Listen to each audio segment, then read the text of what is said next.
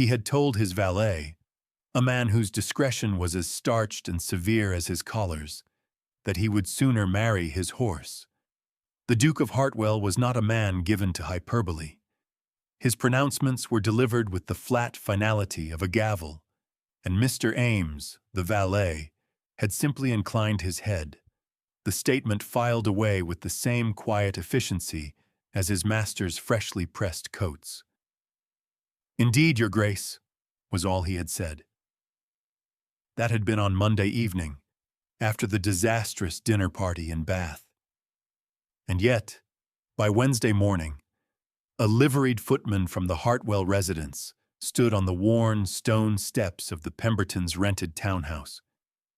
In his gloved hand, he held a small, dark velvet box. Beside it, on a silver salver, lay a note, folded and sealed with a severe black wax signet bearing the Hartwell crest. A stoic griffin clutching a key. Lucy Pemberton watched from the drawing-room window as the door was opened. She had been staring at the same patch of damp cobblestone for an hour, her mind a frantic, circling greyhound chasing a rabbit of pure despair. The scene from Monday replayed itself endlessly, a torment of her own making. The Duke's face, a mask of cold granite. The sudden, appalled silence of the other guests. Her father's florid, furious expression. Her stepmother's eyes, chips of ice promising a winter of retribution. She had spoken out of turn. She had corrected him. A duke. Before 6 witnesses, she had calmly dismantled his assertion regarding the inheritance thresholds of the 1833 Act. Her figures precise, her logic unassailable, her social ruin absolute. He had looked down his nose at her, a flicker of something, annoyance perhaps, or sheer disbelief in his dark eyes, before dismissing her point with a languid wave of his hand and turning the conversation to the far safer topic of grouse shooting. Now his footman was at their door. It was likely a bill, she thought, for the perceived insult. Or perhaps a formal notice of his displeasure to be circulated among their creditors, the final nail in the Pemberton coffin she had so expertly hammered into place. The butler took the salver. He did not bring it to her father, who was closeted in his study with a bottle of brandy and his mounting debts. He did not bring it to her stepmother, who was upstairs nursing a headache and her boundless resentment. He brought it directly to her. "For you, Miss Pemberton," the butler said, his face impassive, though she saw a flicker of pity in his old eyes. She took the note first, her fingers trembling as she broke the seal. The paper was thick, cream-colored, impossibly expensive. The handwriting was stark and black, the strokes of the pen decisive, utterly devoid of flourish. "Miss Pemberton, I require a duchess. You possess a mind suited to the management of a significant estate. My solicitors will call upon your father this afternoon to discuss the terms of a marriage settlement. I have enclosed a ring as a token of the contract. It belonged to my grandmother. She was a pragmatic woman. Hartwell. There was no preamble, no sentiment. It was a letter of employment." She looked from the note to the velvet box. With a sense of unreality, she lifted the lid. Inside, nestled on a bed of faded silk, lay a sapphire. It was the color of a midnight sky, flanked by 2 severe, clear diamonds. It was not a ring of romance. It was a ring of state, a seal of office. It was cold and heavy and real. He had dismissed her, humiliated her, and then, for reasons she could not fathom, he had chosen her. The question was not if she would accept. The state of her family's finances, the cold fury in her stepmother's eyes, the bleak emptiness of her own future, those had already made the decision for her. The question, the one that echoed in the sudden ringing silence of the room, was why? Why her? The man who would sooner marry his horse had, for some inexplicable reason, just sent for the farrier. Thank you for joining our story. Subscribe for more tales of unexpected alliances, and let us know where you're watching from in the comments below. The story of Lucy Pemberton and the Duke of Hartwell is only just beginning. Her life before this moment had been a long, quiet lesson in being overlooked. She was the Pemberton ghost, a silent fixture in the crumbling architecture of her family's fortunes. While her father, Sir Reginald, chased ill-advised ventures, and her stepmother, Lady Eleanor, pursued social elevation with the grim determination of a general laying siege, Lucy had inhabited the world of their estate ledgers. It was in those columns of ink, in the stark reality of credits and debits, that she had found a strange sort of solace. Numbers did not lie. They did not flatter or cajole or dissemble. They simply were. And the Pemberton numbers were catastrophic. For 5 years, she had been the unacknowledged steward of their decline, managing the hemorrhaging accounts, renegotiating with furious tenants, and finding small, clever efficiencies that staved off total ruin for another month, another season. Her competence was a family secret, a useful tool to be employed but never mentioned, like a particularly effective rat catcher kept in the cellars. Lucy has a knack for sums, her father would say with a dismissive wave, before taking her carefully calculated budgets and using them to light his cigar, metaphorically speaking. He preferred the grand gesture, the risky gamble that promised to restore everything in a single glorious stroke. It never did. Lady Eleanor, for her part, viewed Lucy's facility with finances as a vaguely distasteful, unfeminine affliction. "No gentleman wishes to discuss crop yields with his wife, Lucy," she would say, her voice thin and sharp as a shard of glass. "He wishes her to be an ornament. Your mind is altogether too practical. It is your plainest feature." To her stepmother, Lucy was a failed asset. Lacking the dazzling beauty of her 2 younger stepsisters and possessing an unnerving habit of actually listening to conversations instead of merely decorating them, she was difficult to market. The dinner and bath had been their last, desperate attempt to offload her. The Duke of Hartwell, a man of immense wealth and staggering social importance, had been the ultimate prize. Lucy's public correction of him was not merely a gaffe. It was a torpedo fired into the hull of their last lifeboat. The night of the dinner, after the guests had departed, had been the culmination of a lifetime of quiet dismissals. "You have ruined us," Sir Reginald had roared, his face mottled with rage and port wine. "With your cleverness, your absolute damnable cleverness. Did I ask for your opinion on the law? Did anyone?" He had not. He had asked her to be charming. Lady Eleanor had been worse. Her anger was not hot, but glacial. She had looked at Lucy not as a daughter, but as a failed investment, a horse that had pulled up lame at the final fence. "I have done everything for you," she said, her voice a low, venomous whisper. "Dressed you, presented you, tried to sand the rough edges off your personality. And this is how you repay me, by making a public spectacle of your own arrogance."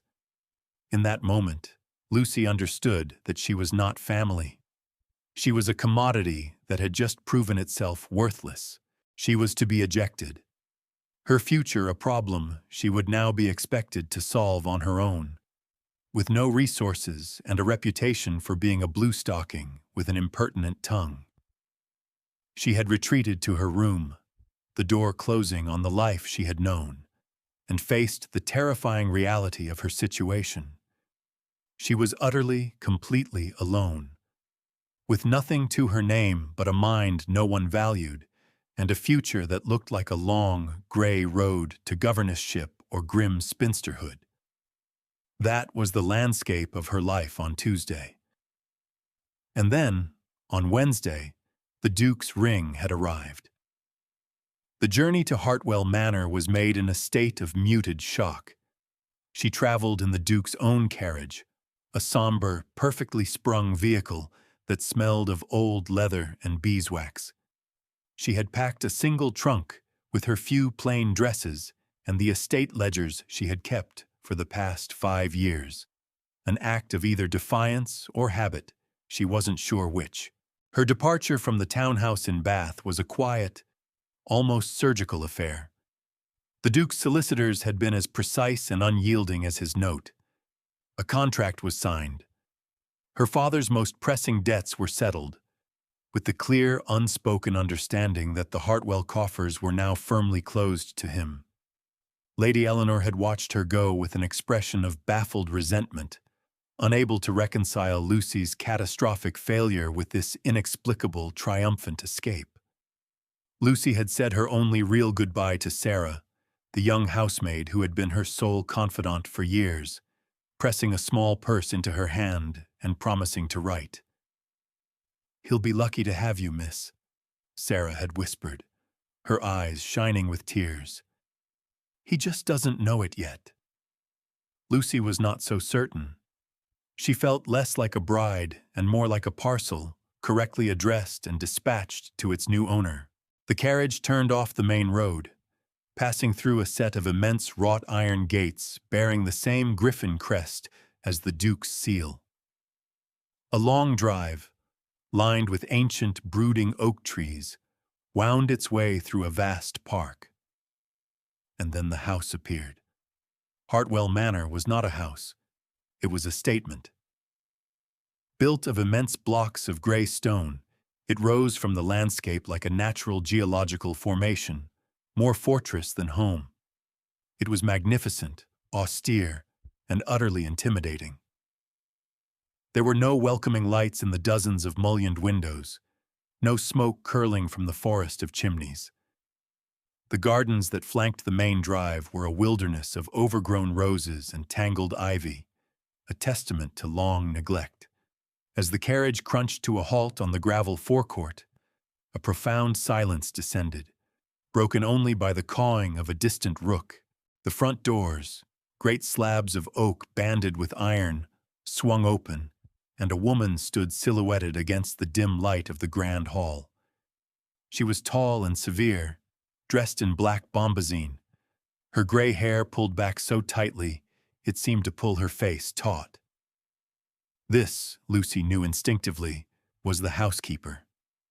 "Miss Pemberton," the woman said, her voice as crisp and colorless as a winter frost.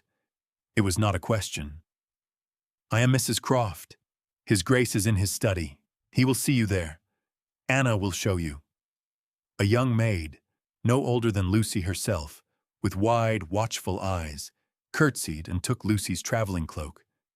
The interior of the house was as imposing as the exterior. The great hall was cavernous, paneled in dark, age-blackened oak, with a soaring hammer-beam roof from which faded ancestral banners hung like sleeping bats. The air was cold, still, and smelled faintly of stone dust and beeswax. The silence was absolute. Their footsteps echoed on the flagstones as if in a cathedral. The staff, what few she saw, moved like ghosts along the edges of the vast spaces, their expressions neutral, their presence fleeting. Anna led her to a pair of tall doors and knocked softly. A low, clipped voice from within said, "Enter." The Duke of Hartwell was standing by the window, looking out at the encroaching dusk.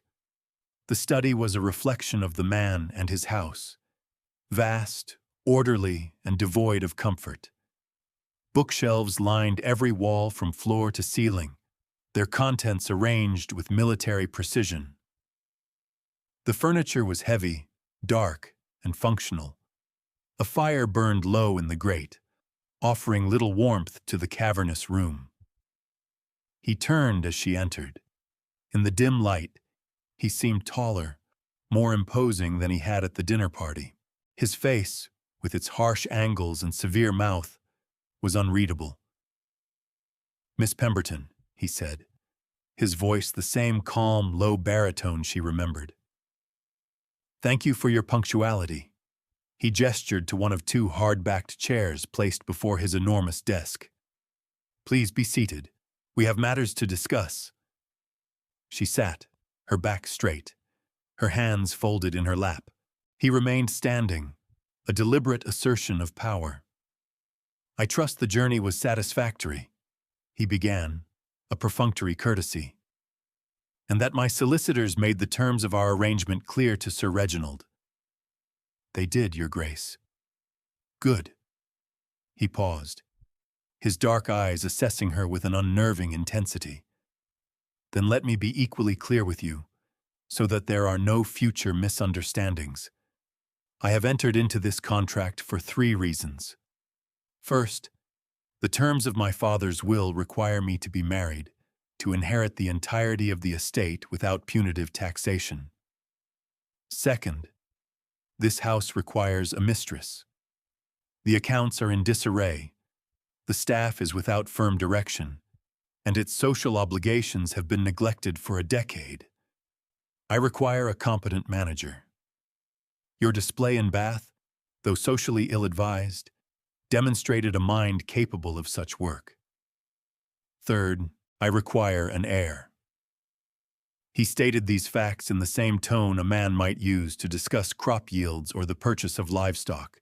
In return, he continued, moving to stand behind his desk, placing his hands flat upon its polished surface, I will provide you with a home and the protection of my name.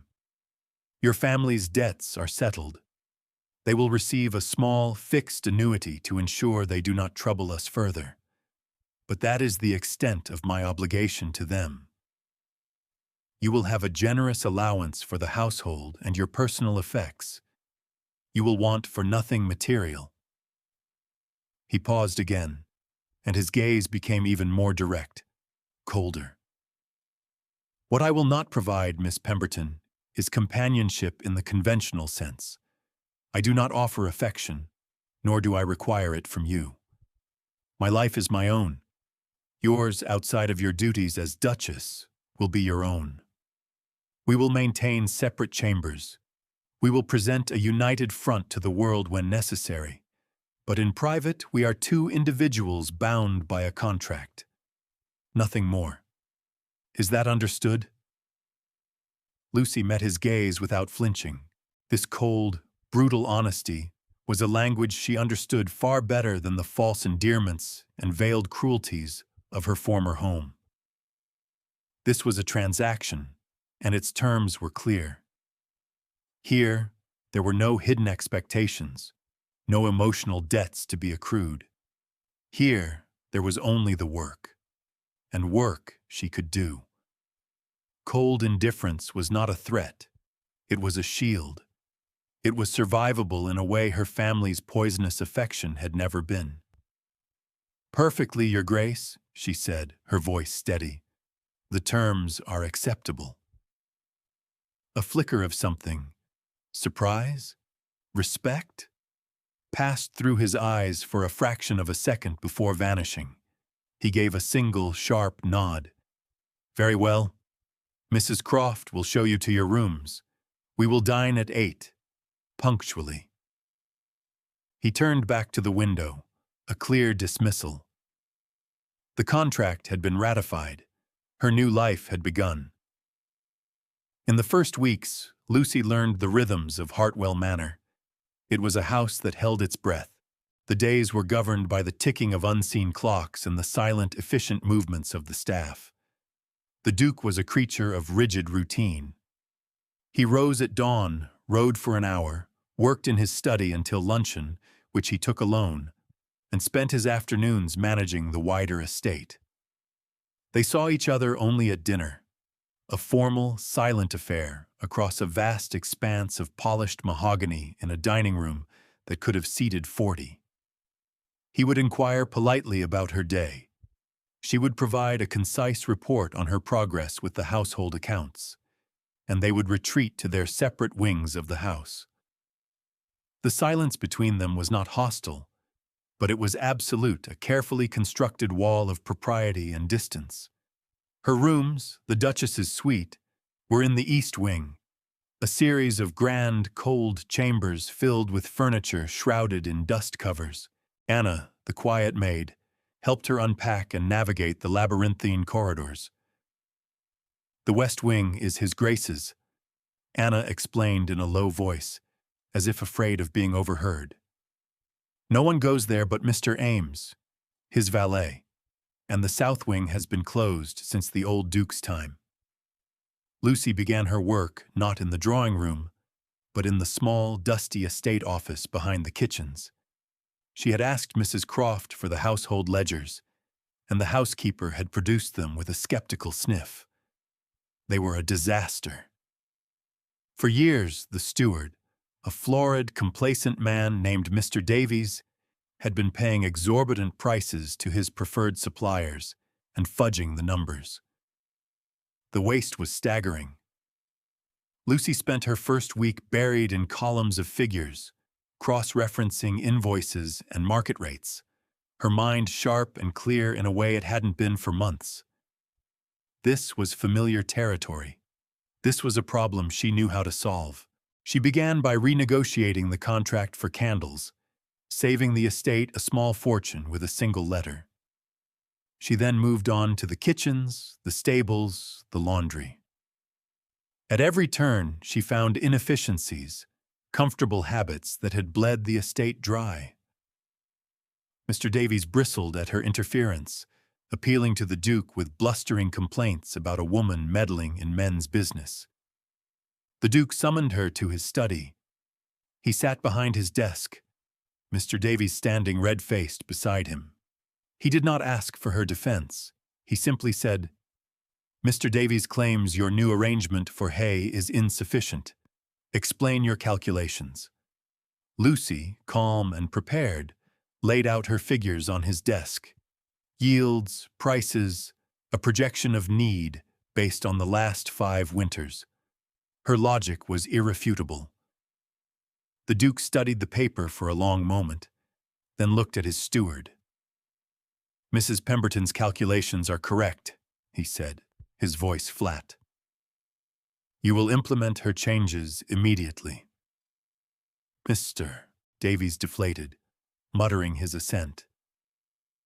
From that day on, his resistance became sullen but toothless. The staff's perception began to shift. The whispers in the servants' hall changed from suspicion to a grudging respect.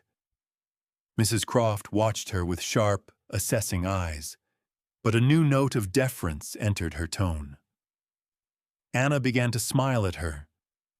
When she wasn't untangling the estate's finances, Lucy explored.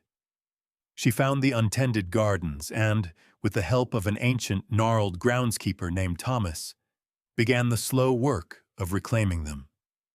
She spent hours staking up overgrown roses, clearing choked pathways, her hands aching and dirty, her mind blessedly quiet. The physical labor was a balm. She was not just a mind, she was a body, a presence in this place, making her mark. The Duke watched her. She would feel his eyes on her from the window of his study as she worked in the garden. She would catch a glimpse of him standing in the shadows of the upper gallery as she crossed the great hall. He never spoke, never approached, but his observation was constant. A silent, unnerving wait. One evening, unable to sleep, she went down to the library. She found him there, sitting in a worn leather armchair by the fire, a book open in his lap. He looked up as she entered, but said nothing. She hesitated, then moved to a shelf on the far side of the room, pulling down a volume of poetry. She took a seat in the opposite chair and began to read. For an hour, they sat in shared silence, the only sounds the whisper of turning pages and the soft crackle of the fire. When the clock on the mantel chimed midnight, he closed his book and stood. "Good evening, Mrs. Pemberton," he said, his voice quiet in the vast room. "Good evening, Your Grace," she replied. It was the longest and perhaps most honest conversation they had ever had. The library became their unspoken meeting place, 2 or 3 times a week, drawn by insomnia or a shared need for quiet refuge. They would find themselves there. The silence between them slowly changed, its edges softening from a stark, formal distance to something more companionable. He would sometimes pass her a book he had just finished, with a simple, "You might find this of interest." She, in turn, began to leave documents for him on the small table between their chairs. A summary of the quarterly accounts, a proposal for repairing the tenants' cottages on the North Farm, knowing he would read them after she had retired. He never commented on them directly, but the next day, the necessary orders would be given. They were building a partnership in silence, a collaboration conducted through ink and firelight. It was during one of her projects, reorganizing the chaotic estate archive in a long-disused office in the closed south wing, that she found it. Behind a row of crumbling deed boxes, tucked away on a dusty shelf, was a leather-bound portfolio stamped not with the Hartwell griffin, but with the seal of a London solicitor. Curiosity piqued, she opened it. The contents made the blood drain from her face. Inside was a meticulously organized collection of documents, letters, and promissory notes, all pertaining to one man, her father, Sir Reginald Pemberton. It was a complete history of his financial ruin, dating back nearly 2 years, and every single one of his debts, from the largest gambling marker to the smallest tailor's bill, had been purchased, quietly and systematically, by a single entity. The portfolio contained the final signed transfers of ownership. The creditor who now held the chain around her father's neck, the man who owned him lock, stock, and barrel, was Alistair, the Duke of Hartwell. The papers were dated. He had acquired the final crushing debt a full month before the dinner party in Bath. A cold dread, sharp and sickening, settled in her stomach. Their meeting had not been an accident. Her family's crisis, which she had thought the Duke had merely taken advantage of, had been a situation of his own careful construction. He had not simply found her. He had bought the circumstances that would deliver her to him. The transactional nature of their marriage, which she had accepted as a form of brutal honesty, now felt like the final clause in a predatory contract she hadn't even known she was signing. She felt like a fool, a pawn in a game whose rules she was only just beginning to understand. That evening, she did not wait for dinner. Holding the leather portfolio against her chest like a shield, she walked to the west wing, to the doors of his private study, and knocked once, sharply.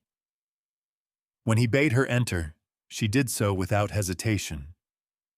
He was at his desk, a pool of lamplight illuminating a map of the estate. He looked up, a flicker of surprise in his eyes at her unannounced presence. She did not speak. She walked to the desk and placed the portfolio directly in front of him, the solicitor's seal facing up. His expression did not change, but a stillness descended over him, a tightening of the muscles in his jaw that was the only sign of his reaction. He looked from the portfolio to her face. Her own expression was a mask of cold fury. "I believe this belongs to you," she said, her voice low and tight. "I found it in the South Wing archive." He did not touch it. His dark eyes held hers, and for the first time, she saw something behind the cold facade. Not guilt, but a kind of weary resignation, as if he had been expecting this confrontation all along. "You did not simply happen upon my family's crisis, Your Grace," she stated, her voice shaking slightly despite her efforts to control it. "You did not merely see an opportunity. You engineered it. You bought my father's ruin piece by piece until you owned him, until you owned me. This," she tapped the portfolio with a trembling finger, was not a rescue. It was an acquisition. He was silent for a long moment, his gaze unwavering. She had expected denials, justifications, anger. Instead, when he spoke, his voice was quiet, devoid of artifice. "You are correct," he said. "It was an acquisition." The blunt admission stole the breath from her lungs. He rose from his chair and walked to the window, staring out into the darkness as he had on the day she arrived. "My father," he began, his back to her, "was a man much like yours. Charming, well-loved, and possessed of a fatal belief that his luck would always turn. He inherited one of the wealthiest dukedoms in England. By the time he died, this estate was mortgaged to the hilt. The farms were failing, and we were on the brink of disgrace. He gambled away our future on bad investments and worse friends." He turned back to face her, his expression stark in the lamplight.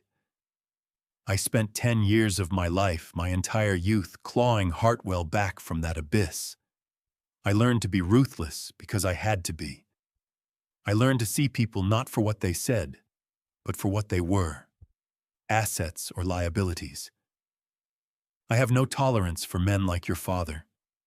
They are a blight, destroying everything they touch." He paused, his eyes finding hers again. "I first became aware of you 6 months ago, through a report from my solicitor in Bath.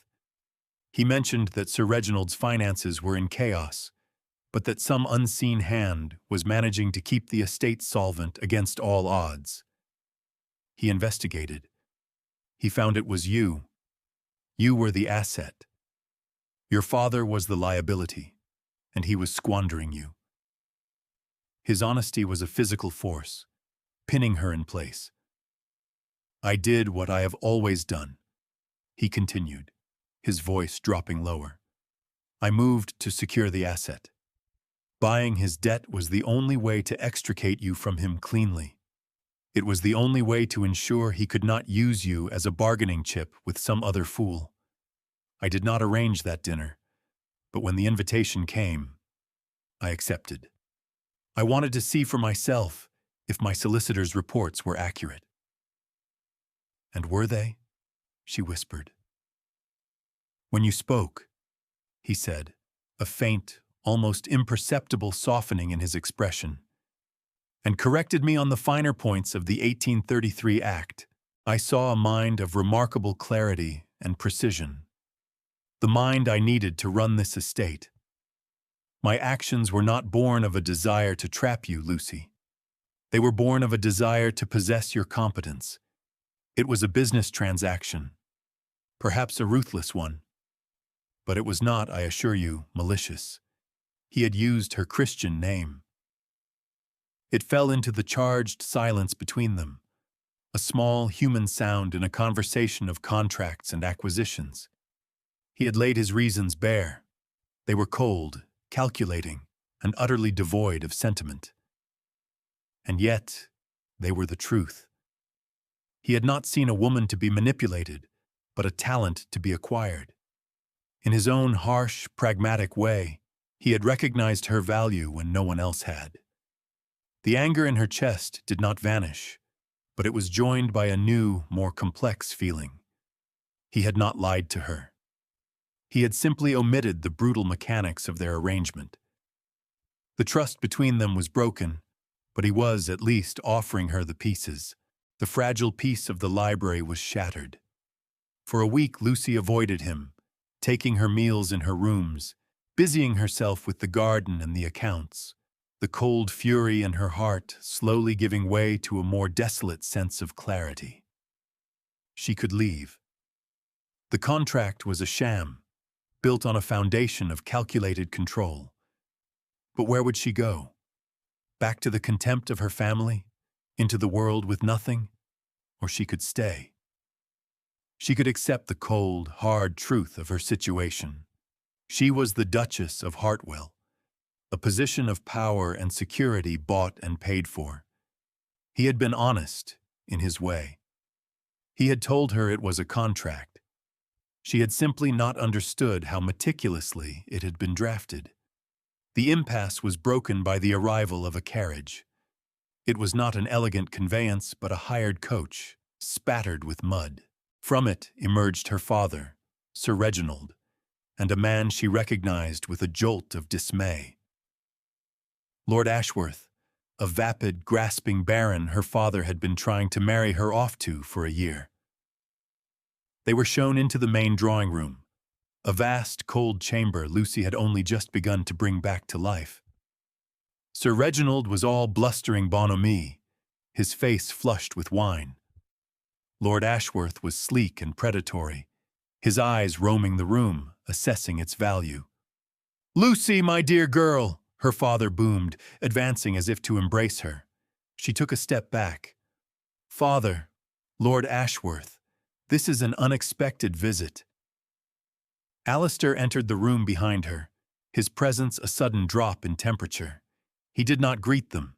He simply stood beside Lucy, a silent, imposing figure of authority. "Hartwell," Sir Reginald said, his confidence faltering slightly.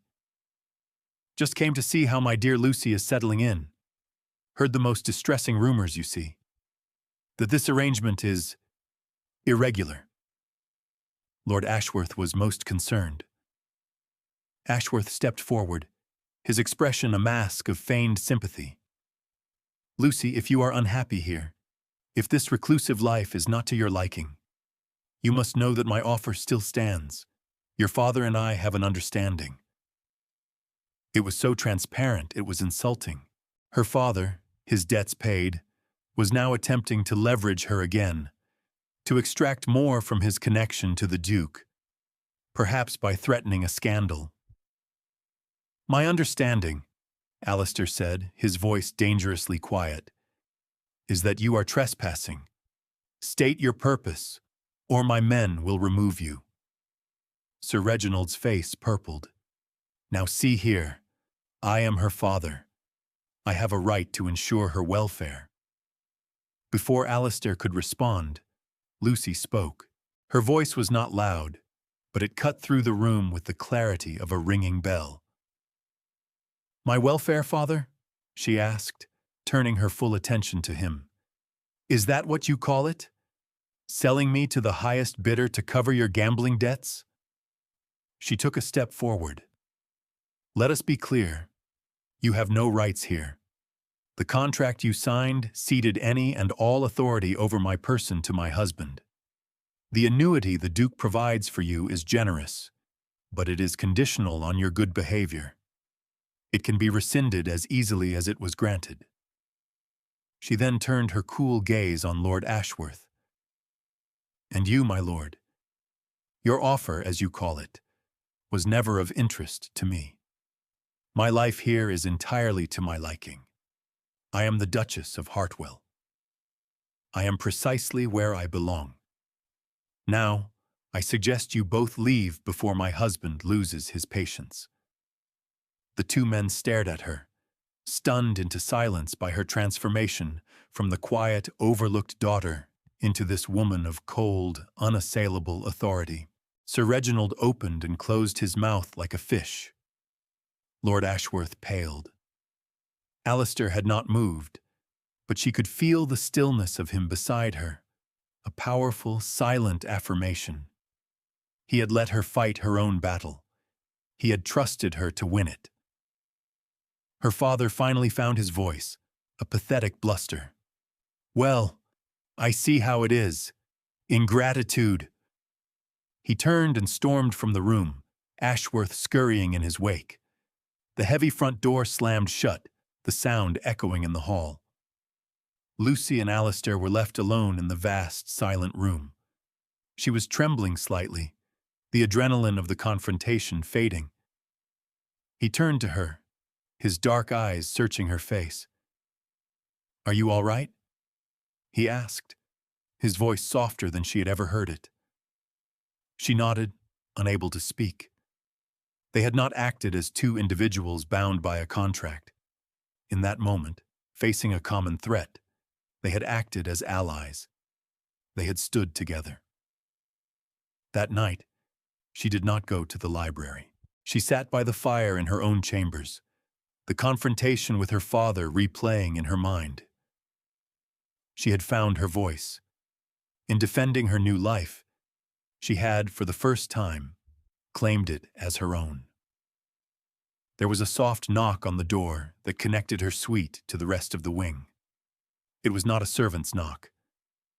Her heart quickened. "Come in," she called, her voice barely a whisper. Alistair entered. He was not in his formal dinner attire, but a simple dark dressing gown, his hair slightly disheveled. He looked younger, less formidable. He closed the door quietly behind him and came to stand before the hearth, looking down into the flames. The silence stretched between them, but it was a different kind of silence now, heavy with unspoken things. "You were formidable today," he said at last, his gaze still on the fire. "Thank you," she replied softly. "You allowed me to be." He turned to look at her then, and the carefully constructed walls around his expression seemed to crack, revealing something raw and vulnerable beneath.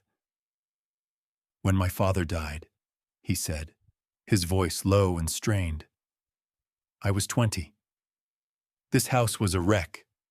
My mother was heartbroken, and the vultures were circling. I had no one to stand with me, no allies. I swore I would never be that vulnerable again. I built this life, this fortress of solitude and control, to ensure it." He took a step closer, his eyes holding hers. "I have not had an ally in this house for 20 years, Lucy. Until today." He said her name again, and this time it was not a surprise, but an intimacy, a recognition. He reached out, his hand hesitating for a moment, before his fingers gently brushed a stray strand of hair from her cheek. The touch was electric, a spark of warmth in the cold formality of their lives. It was the first time he had touched her with anything other than polite necessity. His hand moved to cup her jaw, his thumb stroking her skin. "The terms of the contract are insufficient," he murmured, his voice rough with an emotion she couldn't name. "They do not account for this." She did not pull away. She leaned into his touch, a silent surrender. All the anger, the sense of betrayal she had felt over his methods, seemed to dissolve in the face of this stark, painful honesty. He was as damaged and alone as she had been, but he had hidden his wounds behind a fortress of wealth and power, while hers had been left on display for the world to see. "Alistair," she whispered, her own hand rising to cover his eyes closed for a fraction of a second, as if her use of his name was a physical blow. "I did not know," he said, his voice thick, "how empty this house was until you began to fill it." He didn't say more. He didn't need to. In the quiet firelight, with his hand on her face, the wall between them didn't just crack. It crumbled into dust. The unwritten clauses of their contract were being drafted in that silent, shared gaze. The transaction was over. Something else was beginning. 3 months later, London was in the full, glittering grip of the season. The invitation arrived on thick, embossed card, a command to attend the annual masquerade ball at Lancaster House, hosted by one of the Queen's own cousins. It was the pinnacle of the social calendar, an event where reputations were made and broken. "We must attend," Alistair said, placing the invitation on the breakfast table. It was not a question. It was a statement of strategic necessity. Their sudden, mysterious marriage had been the subject of relentless gossip. His long reclusiveness, followed by this union with a penniless unknown, had fueled speculation for months. An appearance at the Lancaster House ball would be their public debut, a chance to silence the rumors or see them cemented into social fact. Lucy felt a tremor of anxiety. She had spent her life on the fringes of society, an awkward wallflower. Now she was to enter its heart, on the arm of a duke, with every eye upon her. The night of the ball, Anna helped her dress. The gown Alistair had commissioned from a London couturier was a masterpiece of midnight blue silk, a color that mirrored the Hartwell sapphire she wore at her throat. The dress was not ostentatious, but its perfect cut and luxurious fabric spoke of immense wealth and impeccable taste. It was a suit of armor, fashioned from silk and jewels. As she descended the grand staircase at Hartwell, Alistair was waiting at the bottom. He was in severe black evening dress, the only adornment a single, starkly white gardenia in his lapel, a flower from the garden she had restored. He looked at her, and for a moment, his composure faltered. The look in his eyes was not one of mere approval. It was a raw, unguarded admiration that made her heart beat faster. He simply offered her his arm. "Lucy," he said, his voice low, "you are magnificent." Entering the ballroom at Lancaster House was like stepping into a constellation. 1,000 candles glittered in the chandeliers, their light fracturing off diamonds and shimmering silks. The air was thick with perfume and the buzz of 100 conversations. As they were announced, His Grace the Duke of Hartwell, and Her Grace the Duchess of Hartwell. A wave of silence and turned heads followed their progress. Lucy kept her head high, her hand resting lightly on Alistair's arm, projecting a calm she did not feel. They were a curiosity, an enigma to be solved. She could feel the whispers following them like a wake. Then she saw her. Lady Eleanor, her stepmother, holding court in a small circle of gossips, her eyes sharp with malice. As Lucy and Alistair passed, Lady Eleanor's voice rose, carrying with practiced ease. "So tragic, really," she said to her companions, though the words were meant for a wider audience. The poor girl, trapped in that gloomy mausoleum with him. A marriage in name only, I hear. A glorified housekeeper. One does feel for her. The poisoned dart hit its mark. A few people nearby exchanged knowing glances. Lucy felt a flush of heat rise in her cheeks. Alistair's arm tensed beneath her hand. He stopped. He did not turn to confront her stepmother. Instead, he drew the attention of a nearby group, which included their powerful host and a government minister. He smiled, a rare, disarming expression. "Your Royal Highness," he said, his voice calm and clear, easily overriding Lady Eleanor's chatter. "May I present my wife? Some of you may know her as the woman who has single-handedly reorganized the Hartwell finances." "Lord Palmerston," he said, turning to the minister, "you were asking about agricultural yields. My wife has increased our estate's profitability by 20% in a single quarter. She is, without question, the most astute financial mind in England." He then looked directly at Lucy, his expression one of public, unequivocal pride. "Hartwell has not been so prosperous in a century. It is I who am in her debt." A stunned silence fell over the surrounding crowd. He had not defended her honor with a challenge or a romantic declaration. He had validated her with facts. He had declared her value in the only currency that truly mattered in this world: competence, wealth, and power. He had presented her not as his possession, but as his partner, his equal, the architect of their shared success. Lady Eleanor's face was a mask of pure, humiliated fury. She had been rendered irrelevant, her petty social malice exposed as baseless envy. The crowd's perception shifted in an instant. They were no longer looking at a mysterious recluse and his child bride. They were looking at a formidable alliance, a power couple. The whispers changed from speculation to respect. Later, in the carriage on the way home, The silence was comfortable, charged with a new, profound understanding. Lucy reached out and took his hand in the darkness. He laced his fingers through hers, his grip firm and warm. No words were needed. The world had tested them, and they had answered together.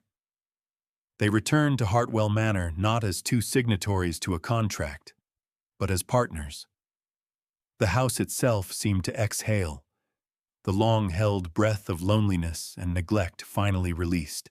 The south wing was opened, its rooms aired out and filled with sunlight. The gardens, under Lucy's continued care, burst into a riot of color, the scent of roses and lavender drifting through the open windows. The staff, led by a deferential Mrs. Croft, moved with a new lightness, their silence replaced by the quiet hum of a happy, well-run home. The vast, echoing spaces no longer felt empty, but filled with a shared life. One bright afternoon in late spring, they were walking together through the rose garden. The path was clear, the thorns were pruned, and the blooms were heavy on their stems, a testament to months of patient work. Alistair stopped by a particularly beautiful white rose, the same variety as the gardenia he had worn at the ball. He reached out and touched a petal, his expression thoughtful.